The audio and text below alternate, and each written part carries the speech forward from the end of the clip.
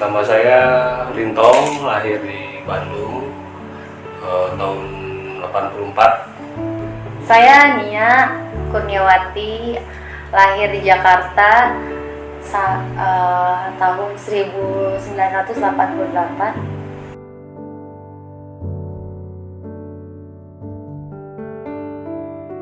Saya awal mulanya saya pertama kerja ke Jakarta itu tahun 2008. Bulan Februari di penerbitan, di salah satu penerbitan. Nah, ketemu dengan Ibu Nia. Kalau saya lebih dahulu masuk di penerbitan, setelah itu saya kan masuk 2007, kalau bapaknya di 2008.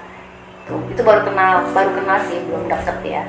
Kali deket sih kayak gimana ya, sering pagi kan ketemu tapi nggak terlalu deket lah, maksudnya ketemu cuma say hi gitu kan.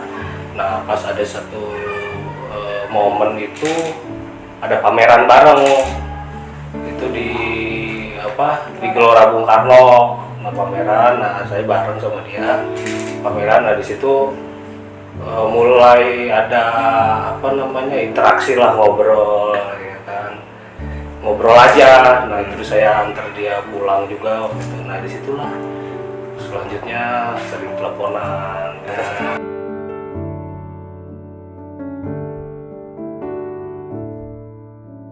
Kayaknya nggak ada yang menyatakan ya gitu kan, deket ya, mulai deket, maksudnya bertukar cerita ya, deket, jadi akhirnya ya bisa dibilang kayak pacaran gitu. Ada rasa ya kan. Jadi kasarnya nih HTS ya? HTS ya, sampai nikah baru jadi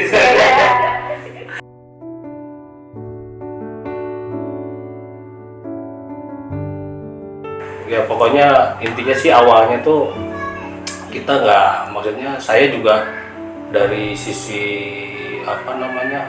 suku agama itu kan beda jauh ya, maksudnya ada jarak yang sangat benar-benar misalkan. Jadi kayaknya kita itu ya cuma jalanin gitu aja lah, nggak tahu ke depannya kayak gimana kan. Apalagi dengan dia yang muslimnya kuat, saya juga Kristennya kuat, itu kayak nggak ada tujuan lah, nanti pokoknya ke depan kita nggak ada pikiran nikah gitu. Sampai akhirnya suatu ketika, kalau di penerbitan itu kan tiap pagi ada doa, ada renungan lah 15 menit. Nah, ternyata kalau yang muslim itu kan biasa dipisahin kan, nggak ikut dia dipisahin, tapi bisa kedengeran. Nah, ternyata dia sering dengar. Saya nggak pernah tahu dia itu ternyata sering dengar, masuk ke hati dia. Dia juga nggak pernah cerita, tapi dia ceritanya ke yang lain gitu. Ada namanya di sana Ibu Esther. Sampai akhirnya dia mau dibaptis. Saya juga nggak tahu dibaptis itu waktu itu di GBI House of Shalom itu di Bintaro. Dia sendiri yang menyatakan. Saya kaget di situ. Di situ saya ngerasa, ternyata saya malah bikin saya jadi kayak gimana gitu. Jadi ya ampun, ternyata dia mengenal itu tentang Yesus. Ya disitulah baru saya punya tujuan, harus membawa dia dan menjaga dia. Kalau dari saya sendiri sih waktu itu ya awal mula saya mengenal Tuhan ya mungkin saya sering mendengar lagu-lagu rohani di penerbitan Andi ya, dan gitu juga sering dengar khotbah-khotbahnya gitu kan. Ya menurut saya itu kayaknya awal mula kenal Tuhan tuh ya itu, kayak waktu itu pernah dengar lagu itu menyentuh hati saya banget. Mungkin pada waktu itu saya merasa saya kayak ada yang kurang gitu dalam hati saya gitu kan. Setelah itu saya dengar lagu ini kok kerasa tenang gitu kan. Nah itulah di situ saya coba cari-cari tahu tentang Tuhan gitu kan. Bagaimana sih Tuhan Yesus itu? Saya kenal lebih dekat dan lebih dalam lagi. Saya belajar sendiri, saya tahu, saya cari-cari sendiri. Itu aja sih awal mulanya saya kenal Tuhan. Jadi sebenarnya pas ada kendala itulah kita kayak pengen serius. Sebenarnya itu jadi ada pilihan gitu. Pas bapaknya tahu dia pacaran sama saya, itu kan jadi dia itu seolah-olah kayak harus dipisahkan dari saya. Nah itu kendala, itu cuma pilihan lepasin dia atau saya harus kejar dia dan jadikan dia pokoknya tujuan hidup saya berdua dengan dia. Sebenarnya dari kendala itu, sebenarnya kalau nggak ada kendala mungkin ya kita juga jalan gitu aja, tapi karena ada kendala itu saya jadi kayak benar-benar sedangkan dia harus dipanggil sama orang tuanya terus dibawa ke Karawang, disangka di saya guna-guna atau apa, dia berjuang, masa saya nggak berjuang gitu kan. Ya udah saya harus bawa dia dalam pernikahan kan. Kalau udah nikah ya udah berarti udah tanggung jawab saya gitu, keluarganya udah nggak bisa apa-apa. Nah pada suatu ketika saya cerita sama Kabiro Bahana waktu itu di penerbitan, di Kabiro Majalah Bahana itu Pak Stephen Ohi almarhum, dia seorang pendeta dan ternyata dia punya teman pendeta namanya Pak Maruli Tampu Bolon ya, itu gembala kita yang ngobrol. Ya udah di sini ada gereja katanya dekat Andi, coba kamu ke situ bimbingan, dia mungkin bisa menguatkan kan, bisa ngebimbing kalian lah. Akhirnya kita bertemu. Waktu itu gerejanya masih di Metro Blok N ya. Saya pikir cuman komsel-komsel gitu. Saya gereja pertama kali bingung nyarinya itu gereja di mana. Ternyata di rumah saya buka sepatu, buka sendal. Saya pikir cuma itu. Ya itulah pertama kali di gereja situ. Tapi saya pikir ini gereja apa-apa pertama itu kan. Itu kecil kayak gini. Tapi ternyata di situ ya saya dikuatkan.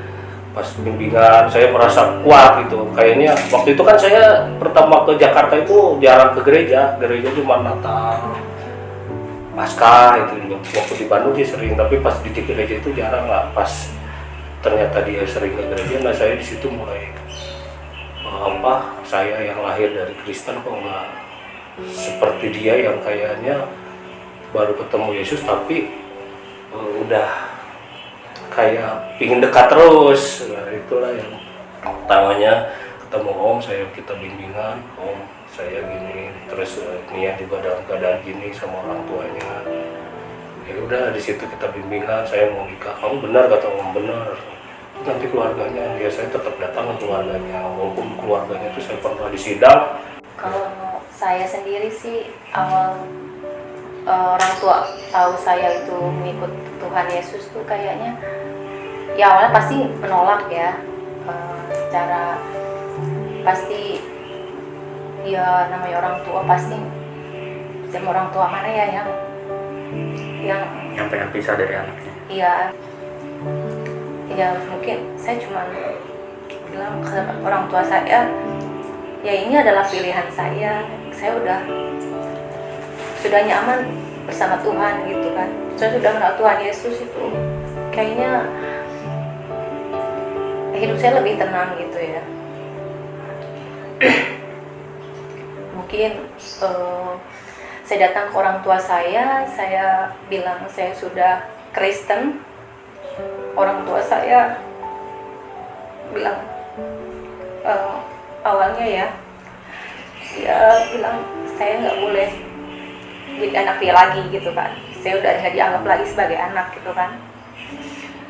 Alasan saya ikut Kristen apa gitu dia bilang kan, Ya, saya bilang, saya awal ketemu Tuhan tuh, saya merasa hidup saya lebih tenang, saya lebih terarah, saya lebih sukacita hidup saya gitu kan. Ya mungkin saya bilang Yesus adalah jalan kebenaran dalam kehidupan saya. Saya bilang gitu. Ya mungkin itu belum diterima sama orang tua saya gitu kan. Tapi ya situlah saya yakinin orang tua saya kalau pilihan saya benar gitu. Dan situ orang tua saya tetap nggak menerima saya, sampai akhirnya mungkin saya berjalan sendiri dan menjalani hidup sendiri tanpa siapapun gitu kan.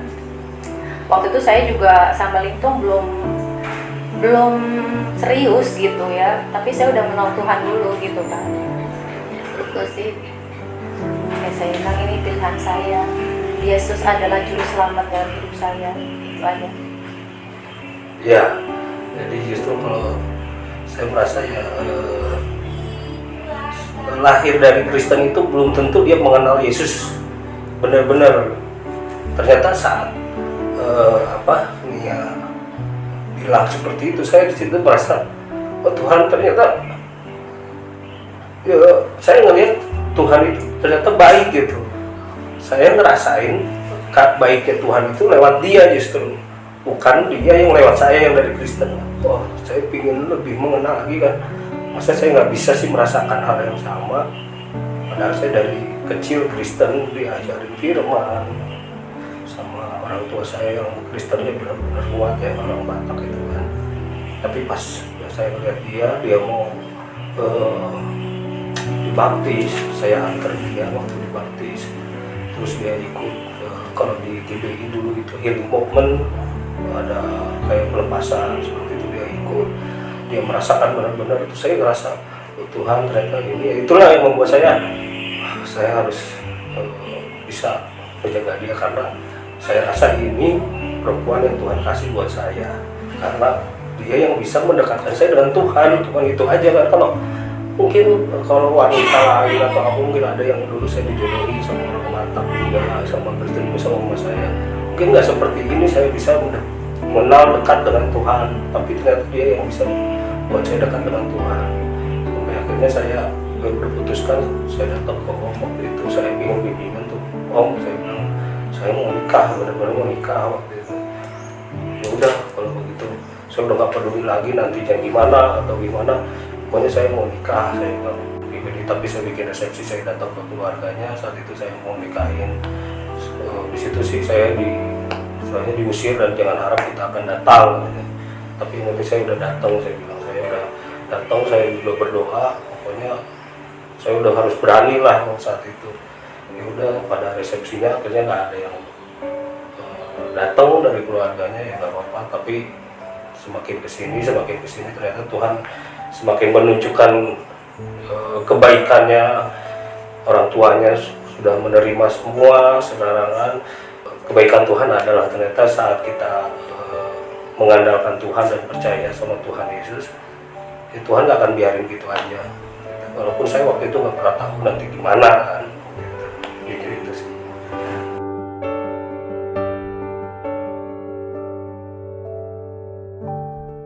Ya bersyukurlah, pasti ternyata sampai sejauh ini Tuhan masih tetap jaga, Tuhan masih selalu menolong kan, apapun.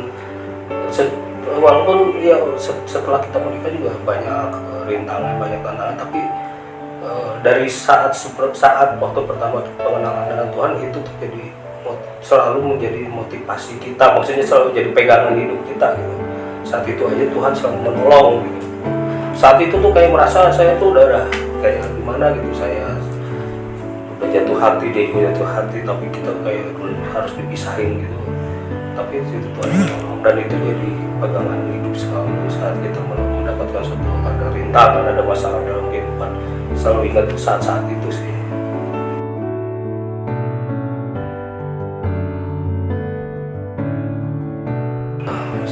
pokoknya buat anak-anak muda yang lagi pacaran atau mencari pacar, gak usah takut.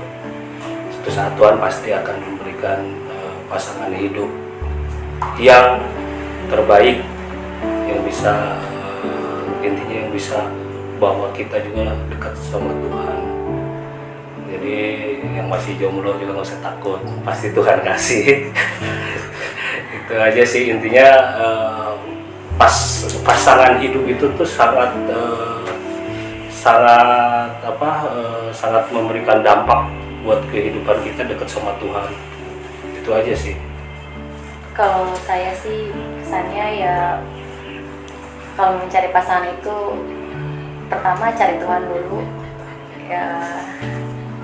Satu, kita pasti mengutamakan Tuhan. Lalu ya apa ya, harus mengenal pribadinya ya, baik apa enggaknya gitu kan ya. Yang penting utamanya adalah cari Tuhan dulu sih ya, terus pegangan sama Tuhan juga. Itu aja sih. Suamiku, terima kasih ya kamu sudah memilih aku sebagai pasangan hidup kamu. Aku percaya kamu adalah suami yang hebat dan ayah yang hebat. Aku selalu berdoa kamu selalu dilindungi oleh Tuhan di setiap langkah kehidupan kamu. Andalkan selalu Tuhan ya di setiap langkah kamu. Kalau cinta itu bisa berharap, aku berharap kamu akan selalu mencintai aku. Selamat Hari Kasih Sayang. Halo Mama Papa, hari ini adalah bulan kasih sayang. Semoga Mama Papa sehat selalu ya. I love you Mama, I love you Papa. Halo, selamat Hari Kasih Sayang buat istri dan anak-anakku. Terima kasih telah menghiasi hari-hari Papa begitu berwarna dan bukti kasih sayang Papa terhadap kalian. Papa akan selalu melakukan yang terbaik buat kalian. Selamat Hari Kasih Sayang, walaupun tiap hari selalu sayang.